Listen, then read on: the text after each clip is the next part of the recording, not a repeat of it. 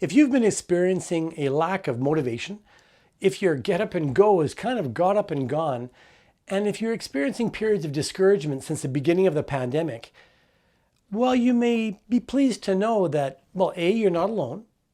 B, there is a name for this. And C, there are actually quite a few ways to cope with these feelings. So today we're going to be talking about languishing, its causes, and what you can do if you're experiencing it.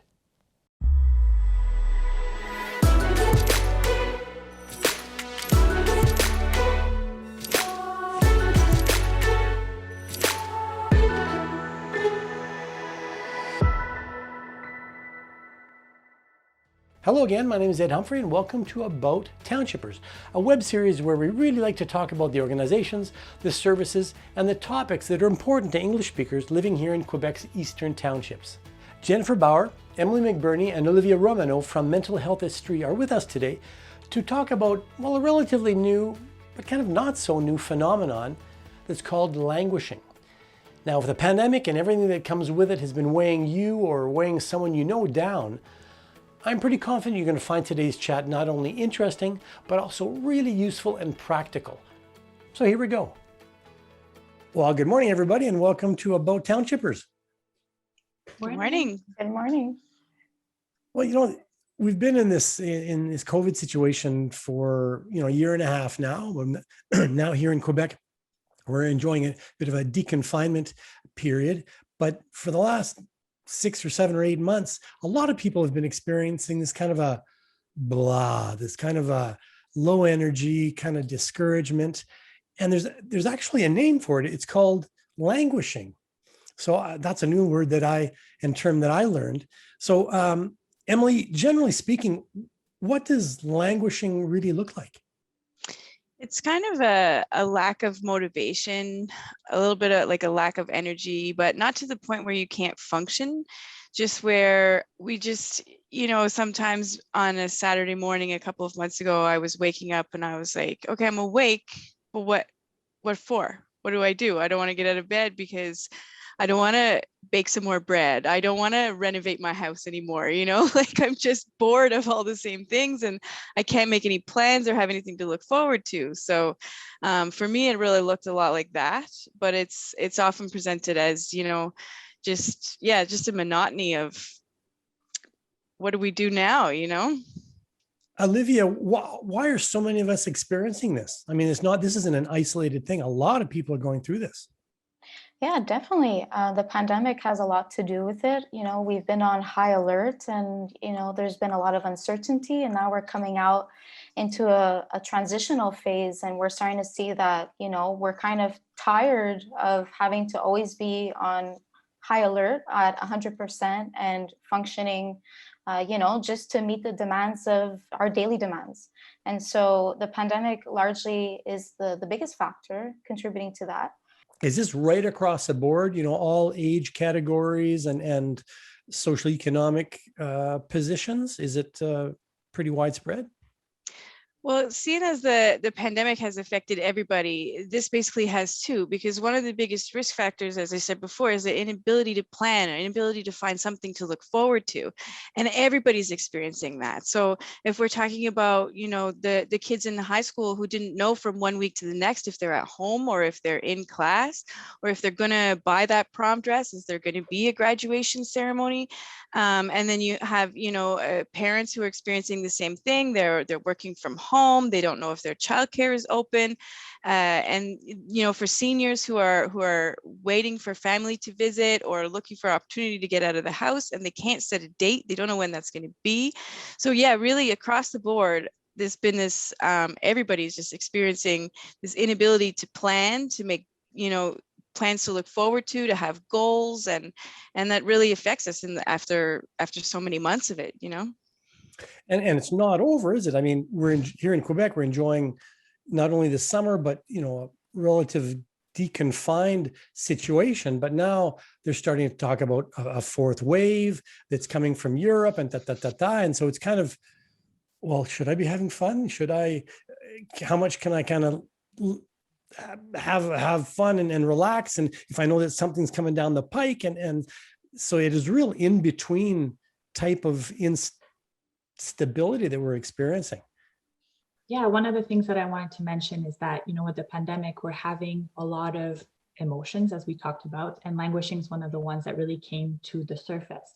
But I really wanted to emphasize that languishing is something that actually has been coined. The term has been coined by a sociologist, Corey Reeds, almost 20 years ago. So it's already something that's been discussed before. It's just coming more to the surface now because the social media is covering it a lot more. So before pandemic, we've experienced this. We may not have had the language or know what the term was.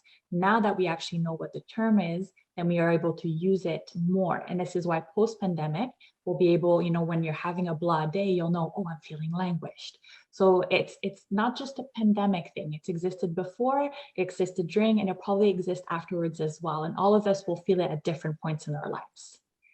And just to add to what Jen was saying, she's talking about our mental health literacy is growing with the emergence of languishing in the public sphere. And now that we know of this term and, that we're exploring how we're experiencing it, right? Because there's always individual differences in how we experience a feeling or a state of being. And with that being said, it's great that it's coming to the surface because it promotes help-seeking behavior at the very large community level, where we see people are more apt to reach out to community organizations like Mental Health Estrie and other mental health resources. And at the individual level, it's also very empowering because when we can put a name to a feeling and we can describe how we're experiencing it, we definitely feel like we're more in control and we can do something about it. When I hear the word languishing, for me, it's a heavy word. I'm languishing in pain and I'm not being sarcastic whatsoever. I mean, it's really, that's what I hear. But can this, seeing it's a coined term and it's identified and it's existed before, during, and probably exists after, as you said, Jen, Olivia, can it lead to more severe concerns? It can definitely, languishing is definitely a risk factor for the development of depression. As we see languishing, there are signs of feeling stuck or lack of motivation and emptiness at times, or difficulty concentrating, which are things that if they were to persist for, let's say, a month or several months, can lead to depression. And actually in Corey Key's research and his 2002 article, languishing adults were 5.7 times more likely to have had a major depressive episode within the last year, as opposed to flourishing adults. And so we see that languishing is really, should be looked at as from a preventative approach, where we're saying, well, if I'm in a state of languishing, I should monitor my mental health and I should take action to head back on the flourishing path. Okay, well then with that in mind, what are some of the steps that we can take to break that cycle if we're in a languishing state? Mm-hmm. That's a great question. So one of the things that we could be doing is using a coping strategy called positive reframing. And that involves thinking about a negative or challenging situation in a more positive light. So we might want to kind of put our perspective on the fact that now there are loosening restrictions and there's more that we can do outside of our home, and we've got more freedoms. And so by taking that approach, and generally in the coping literature, we see that this adaptive strategy leads to a more flourishing mindset, and it helps to counteract, the feelings of emptiness and feeling stuck. And it's a very good approach. Another thing that's important is to take your vacation, take your time off. I know a lot of people are saying, well, I can't go to PEI, or I can't get on that airplane, or I can't go across the border to visit family. And that all may be true, but that doesn't mean that your body and your mind don't need a break.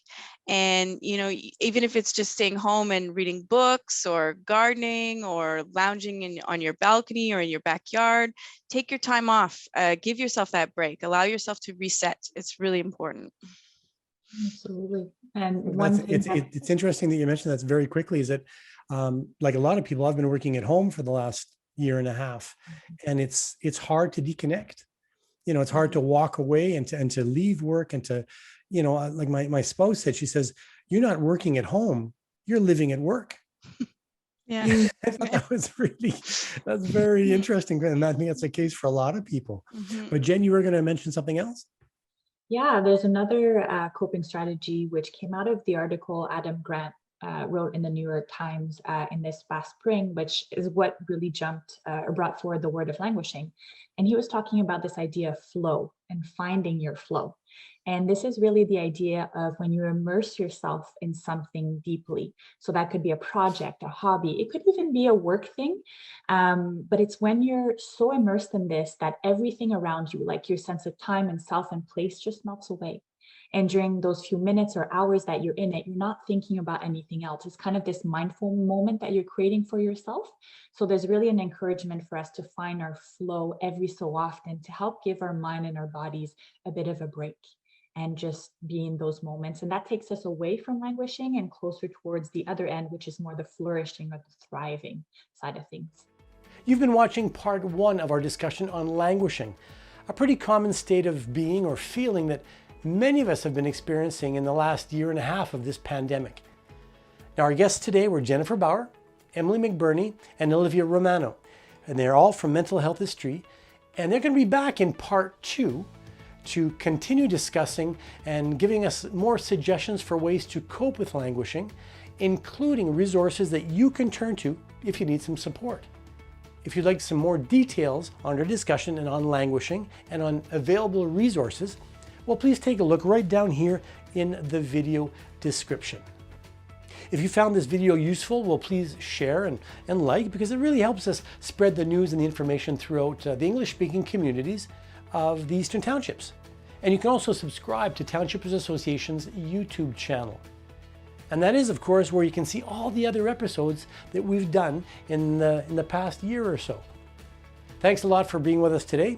My name is Ed Humphrey. This is About Townshippers, and we'll see you next time for part 2 of our discussion on languishing. Take care.